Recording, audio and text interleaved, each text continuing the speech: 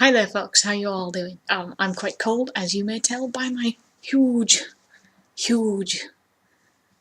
this that I'm wearing, that I can't remember what it is. Let's get straight down to it.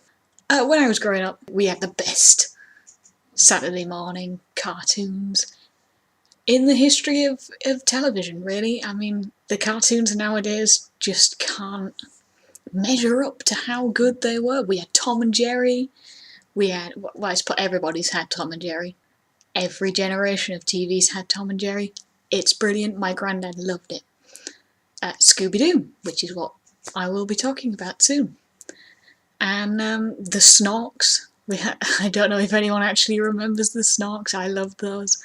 SpongeBob. All sorts of stuff. Now we've got weird things like Ultimate Spider-Man, which is... it's just no good. It's kind of crappy. We do have Phineas and Ferb now, though. That's very good. Not Saturday morning cartoons, but still a really good show. But getting down to it, Scooby Doo and these other shows taught me a lot. And I did watch a lot of Scooby Doo, I must admit. I don't think I've seen all of it, but I watched a hell of a lot. So these are just some things that Scooby Doo taught me. Real life lessons that can actually be applied to real life. You know. Maybe. So Daphne taught me, very importantly, for a girl, if you're a girly girl, you're going to be absolutely useless. Every episode, it must have been every single episode, she got caught by the bad guy at some point. And, you know, that was all she was there for. To be a love interest for Fred, which may have already come along in more recent episodes, and to get caught and then find a clue because she was caught. That was it. So, you know, for a girl watching that, I kind of thought, you know, maybe I won't be that girl. I'll be more Velma, who is clever and does things and doesn't get kidnapped all the time. Shaggy and Scooby taught me that if I'm hungry, really hungry, I could just eat an entire sandwich in one mouthful.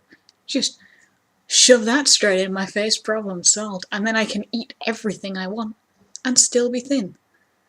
Though to be fair on that, they did run a lot, so that's probably why Shaggy was so skinny. Another thing Scooby taught me, dogs can talk. They don't have a very good grasp of English, but they can talk. I also learned that 90% of old people are creepy, you know, unless they're related to you.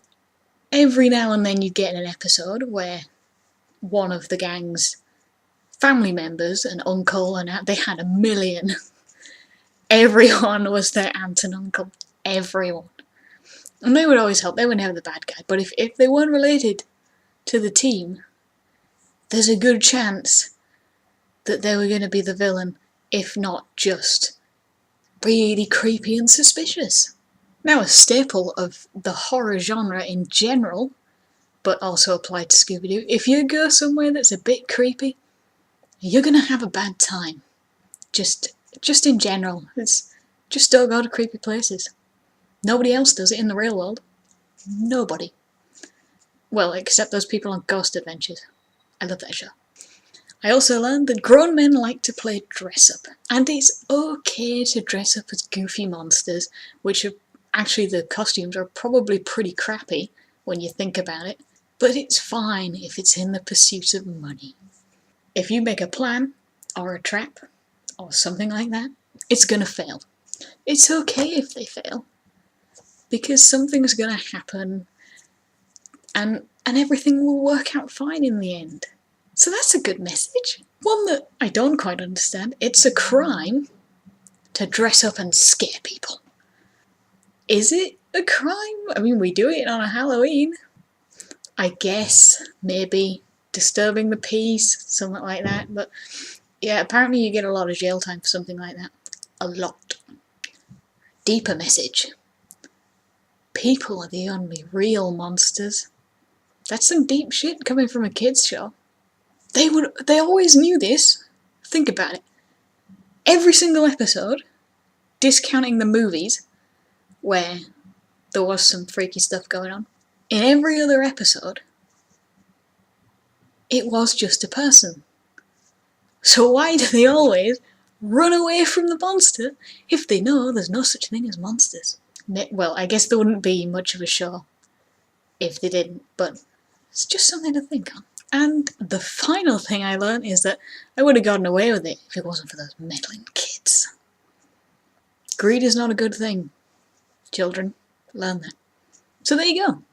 There's just some of the lessons that I learned from Scooby Doo. If you have lessons of your own that you learned from it, because I can't remember half the episodes really, then please put them down in the comments, wherever, down there, somewhere, or other sort of one way, wherever the comments show up, just put it in there.